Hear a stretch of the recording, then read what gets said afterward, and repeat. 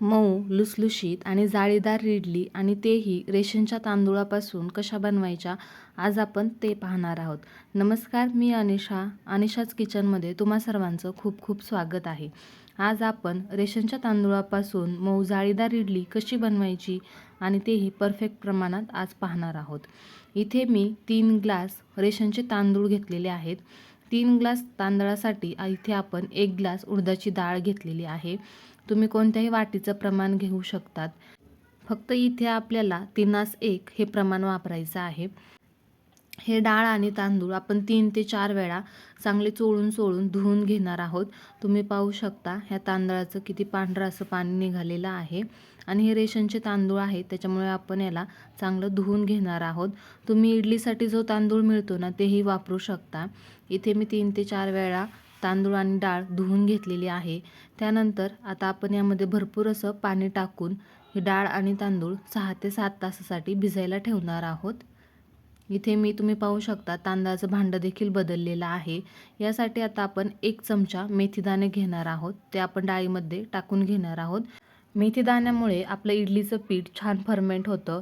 तुम्ही पाहू शकता इथे 6 ते 7 इथे डाळ आणि तांदूळ मी भिजून घेतलेले आहेत. त्यानंतर यातील पाणी आपण काढून घेणार आहोत. सर्व पाणी आपल्याला काढून घ्यायचं आहे आणि मिक्सरच्या भांड्यामध्ये थोडे तांदूळ घेत आपल्याला हे मिक्सरला बारीक करून घ्यायचं आहे. यामध्ये थोडंसं पाणी आपल्याला टाकायचं आहे. जास्त पाणी टाकायचं नाही. इडलीचं पीठ आपलं घट्टसर असतं, त्याच्यामुळे थोडं मापात पाणी टाकायचं आणि या पद्धतीने थोडंसं रवाळ पीठ आपल्याला मिक्सरला बारीक करून घ्यायचं आहे. हे पीठ आता आपल्याला मोठ्या भांड्यामध्ये काढून घ्यायचं आहे. इथे मी मोठं पातेलं घेतलं आहे. तुम्ही एखादा डबा देखील घेऊ शकता. फक्त घेताना मोठं घ्यायचं आहे, कारण इडलीचं पीठ आपलं फुगतं, ते बाहेर पडू नये म्हणून घेतानाच भांडं मोठं घ्यायचं. इथे सर्व तांदूळ मी या पद्धतीने बारीक करून घेतलेले आहेत. त्याच पद्धतीने आपल्याला डाळ देखील अशी बारीक करून घ्यायची आहे. तुम्ही पाहू शकता इथे डाळ देखील मी बारीक करून घेतलेली आहे. डाळ देखील आपण त्याच भांड्यात काढून घेणार आहोत. ज्या ग्लासाने किंवा वाटीने आपण डाळ तांदूळ घेतलं होतं ना, त्याच वाटीने किंवा ग्लासाने आपल्याला अर्धा ग्लास इथे जाडे पोहे घ्यायचे आहेत. म्हणजे आपण कांदे पोह्यासाठी जे पोहे वापरतो ना, त्या पोह्यांचा आपल्याला इथे वापर करायचा आहे. एकदा हे पोहे स्वच्छ धुवून घ्यायचे आहेत आणि त्यानंतर थोडं पोहे बुडतील एवढं पाणी टाकून 5 मिनटं पोहे आपल्याला भिजवून घ्यायचे आहेत आणि त्यानंतर मिक्सरला देखील बारीक करून घ्यायचे आहेत.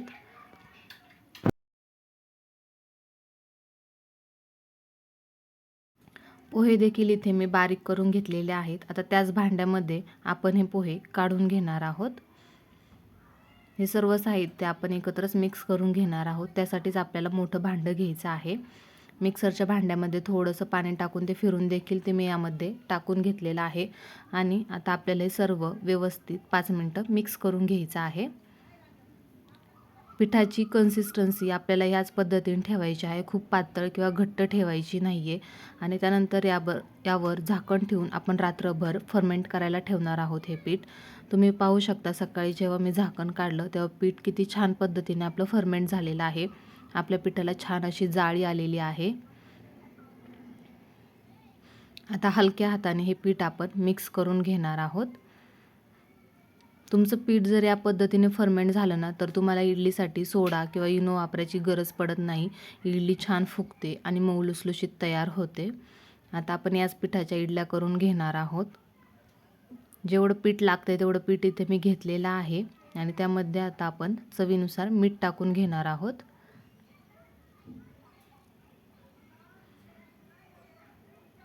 आता मीठ व्यवस्थित मिक्स करून घ्यायचं आहे. इडलीच्या भांड्याला इथे आधीच मी तेल लावून घेतलेलं होतं. त्यामध्ये आता आपण हे थोडं पीठ टाकून घेणार आहोत. तुम्हाला जर गरज वाटली तर तुम्ही इडली लावायच्या आधी यामध्ये सोडा वापरू शकतात, पण मला इथे गरज वाटली नाही. या पद्धतीने इडलीच्या भांड्यामध्ये आपल्याला पीठ टाकून घ्यायचं आहे.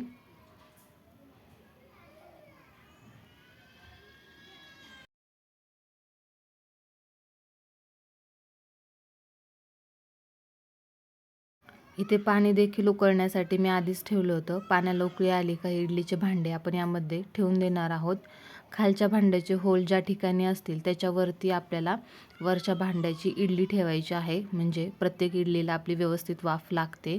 याच पद्धतीने सर्व भांडे क्रॉस ठेवून घ्यायचे आहेत आणि वरती झाकण ठेवून त्यावर जडसर असं काहीतरी ठेवायचं आहे, म्हणजे वाफ बाहेर येत नाही.